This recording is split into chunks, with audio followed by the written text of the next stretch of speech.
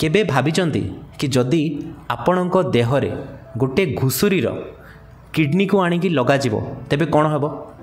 आपण कहबे मो देहरे काहेकि घुसुरीर किडनी लगा हेबो? ठीक कथा, आपणक देहरे काहेकि बा घुसुरीर किडनी लगाजिबो? किंतु गोटे महिला अछंती तांकर किडनी आगरु खराब थिला, तांकर ऑलरेडी डायलिसिस चलथिला, तांको देहरे गोटे घुसुरीर किडनी आनिकी ट्रांसप्लांट करागला। सेटा कहि परिबे गोटे साइंस रो गोटे मेडिकल साइंस रो गोटे टेस्ट करूथिले एवं सेथिरे महिला जनकटी राजी हेतिले जेतु तांकर ऑलरेडी किडनी खराब थिला, तांकर ऑलरेडी डायलिसिस चलथिला, से राजी हेले कि तांको देहरे गोटे घुसुरीर किडनीटी लगाजिबो। एवं आपण विश्वास करेनि जितेबले घुसुरीर किडनीटी तांको देहरे प्रतिरोपण करागला से किडनीटी पूरा मनीषर किडनी भाया काम कला। जमती आम मनीषर किडनी गुड़ा जमती वाटर को फिल्टर करए, जमती सब वर्ज्यवस्तु को बाहर को निष्कासित करए, सेमती से घुसुरीर किडनी तांको देहरे ठीक सेमती काम कला एवं आम देहर इम्यूनिटी ताकू रिजेक्ट कला नाही। You are the only person who has lived this long after a procedure like this, more than 2 months now. With no complications.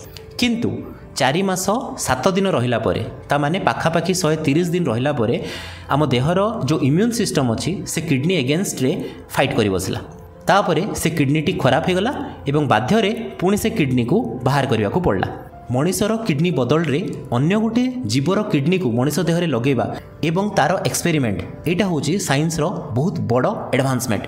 खाली आम देश रे नुहे सारा विश्व रे जो किडनी रोग अच्छी ता बहुत अधिका अच्छी एवं सही मात्रा रे डोनर नाहंती।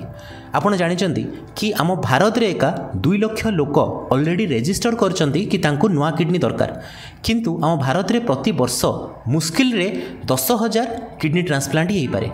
कहीं एते कम हुए ना डोनर अभाव। गोटे मनीष आउ गोटे मनीष को देले जाइए किडनी ट्रांसप्लांट हेबो ना, तो सेथिपाई एते जो डोनर अभाव रोची वैज्ञानिक माने ट्राए करूचंती कि अन्य कोनोसी जीवरु से किडनीटी आनिकी मनीष भितरे लगा हे पारिबो कि नाही। सेथिपाई से महिला जनक भितरे घुसरीर किडनी लगा हैला एवं सेटा 4 मास पर्यंत सठिक भाबरे काम मध्य करथिला। देखा जाऊ आकु केते इंप्रूवमेंट हे पारिबो एवं आगो को को जीवर किछि ऑर्गन आम देहरे लागि पारिबो। धन्यवाद।